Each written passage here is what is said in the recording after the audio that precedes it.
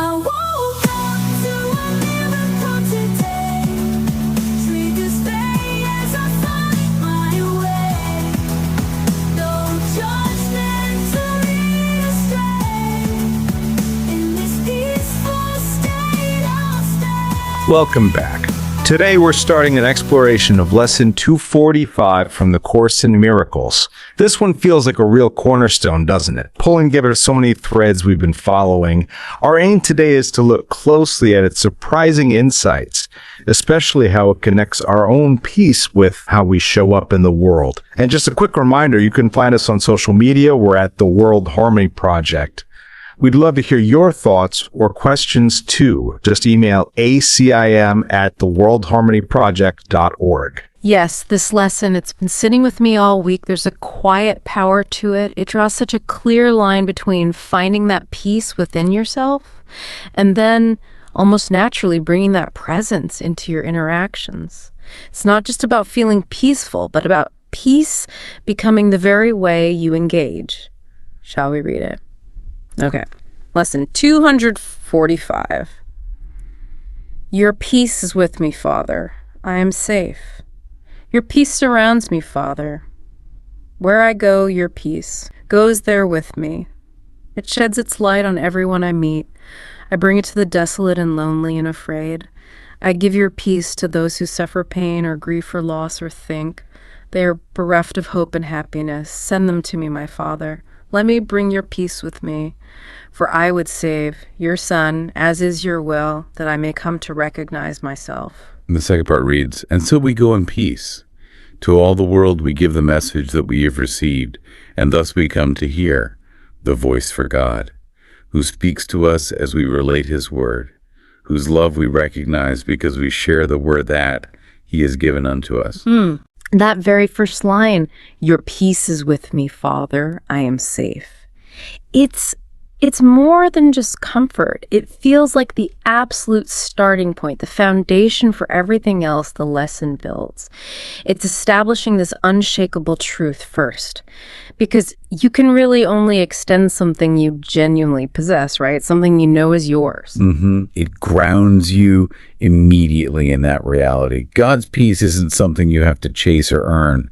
It's already here, surrounding you, going with you. Yeah. And from that place of security, the lesson says it just sheds its light on everyone I meet. Almost automatic. And notice the progression there. It moves from that almost passive state of peace radiating outwards to actively bringing it to the desolate and lonely and afraid. And then it gets even more direct with that, please send them to me, my Father. That feels like a definite shift in energy. It does. That's the point where it sounds very much like a call to active service, to ministry, you could say. But then comes the twist, the deeper motivation that's so easy to overlook, that I may come to recognize myself. So what looks like helping others is framed here as our path to remembering who we are. It's our own coursework. That completely reframes the whole idea of helping, doesn't it? It shifts it away from this notion of, I have peace, you lack it, so I will give it to you. Instead, it becomes about using the very act of extending peace as the way we wake up to our own true nature, our shared identity. The other person is instrumental in our own recognition. Okay, but this brings up a really practical question that students often grapple with. How are we supposed to know who is actually desolate and lonely and afraid, in our day-to-day lives? That's a very fair question. How do we make that judgment? The Course seems to suggest we actually can't know someone else's inner state accurately. Not really. And to think we can, and then act based on that assumption. That's basically making the ego real. It's buying into the illusion of separation and our ability to judge it. And if we bring in that core principle from the Course, that ideas do not leave their source, it suggests that whatever we perceive out there, the desolation, the fear in others, is actually a reflection. It's a projection of what's still unhealed or unrecognized within our own minds, our own sense of separation being mirrored back. The line, "send them to me," isn't necessarily about God lining up challenging people for us. It's more like the interactions we find difficult, the people who trigger us, are actually showing up because they represent what we need to look at within ourselves. They are manifestations of our own projections needing healing. That insight, it really changes things. It simplifies the how-to enormously, doesn't it? We don't need to become expert diagnosticians of others' souls. We couldn't anyway. The instruction becomes: treat everyone with the same peaceful presence. Offer that same gift universally, no matter how they seem on the surface. And in doing that consistently, we start to dissolve those same feelings, fear, sadness, loneliness within ourselves too. It heals both ways because there's only one mind healing. And that just bypasses the whole ego game of assessment and judgment based on appearances. Remember that example we talked about, the person with torn shoes at the bus stop? You might assume they need money, but maybe they just like those shoes. Meanwhile, someone looking perfectly put together nearby might be in absolute despair internally, maybe having just received those clothes from a shelter. The ego surface level judgments are so often wrong. Completely backwards sometimes. We are constantly assessing based on externals, trying to figure out who deserves our help or kindness based on ego's criteria. But the reality is we just cannot know the inner landscape from the outer appearance. So extending peace universally cuts through all of that. There's no evaluation needed.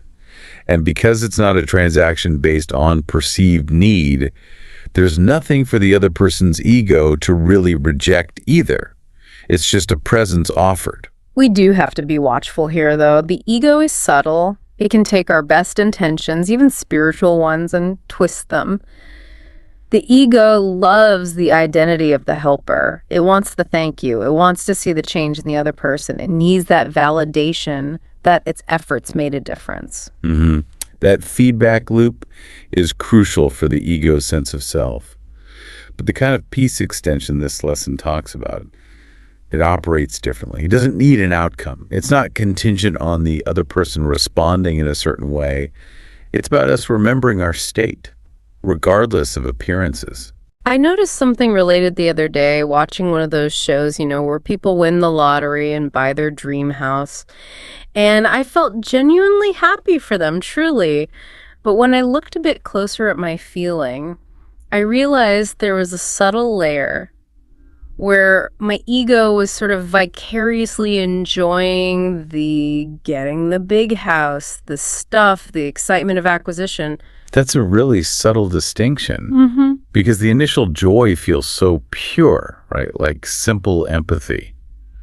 But you're pointing out that it can still be tied to the belief that happiness comes from getting things, from external conditions changing in our favor. Yeah. Even without any envy, it's still rooted in that idea of lack being fulfilled, the scarcity principle. Right. Whereas true unconditional love, the kind the Course points to, its joy wouldn't depend on those external wins. It would see the lottery winner as already whole and complete before the win. Their joy might be seen as stemming from a temporary release of their own belief in lack, rather than being caused by the money itself. The money just provided an opportunity for joy to surface. That's a helpful way to put it. And of course, we can still feel happy when someone finds relief from genuine hardship. Meeting basic needs is important.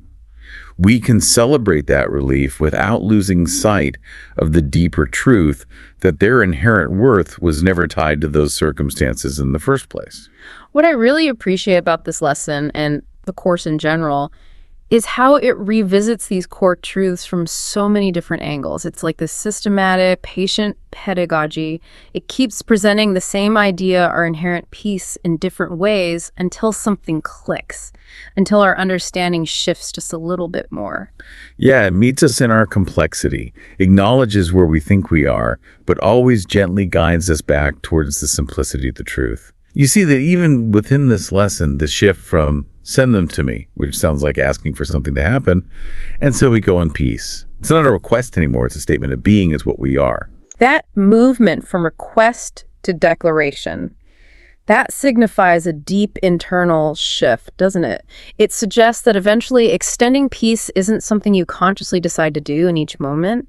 It becomes the natural outflow of remembering your true identity. It just happens because it's who you are. And then there's that reciprocal piece near the end. Yeah. We come to hear the voice for God as we relate his word. Yeah. So the act of giving the message, of extending peace, is precisely how we receive it ourselves, how we hear that inner guidance more clearly. Giving and receiving just merge into one action because it's all happening within the one self. Exactly. If there's only one self, as the Course teaches, then extending peace to another is really just the one self recognizing itself in that apparent other. It dissolves the whole helper-helped dynamic into just recognition, shared identity. Which brings it right back to our everyday lives. You don't need special circumstances. Every interaction, no matter how mundane it seems, is presenting that choice. Extend the peace that you are or hold back and reinforce separation. And the key word throughout is that peace surrounds us. It goes with us. It sheds its light. It implies effortlessness. The focus isn't on creating peace, but on stopping our interference with the peace that's already there. Right. That idea of effortlessness is so important. If you find yourself trying really hard to be peaceful or loving, that's often a clue that the ego is taking the reins, because the ego loves effort and struggle. Spirit just is. Peace is our natural state. The only work is to remove the obstacles we've placed in its way. And that's why the lesson uses the language of recognizing the self, not learning about it or becoming it. We aren't building a skill. We're remembering a truth that got buried under layers of mistaken ideas. So for you listening, as you work with this lesson, maybe just start by noticing. Notice those moments when you feel like you're striving or forcing a peaceful state. Just gently observe that effort. What would it feel like to let it go? And carry that core idea. What looks like service to others is fundamentally your practice ground for remembering who you truly are. Every single encounter is a fresh opportunity for that recognition. Thank you for joining this exploration with us today. Please keep sharing your thoughts and experiences. We really value hearing from you. Until then, may your peace go with you, and may you recognize it wherever you go.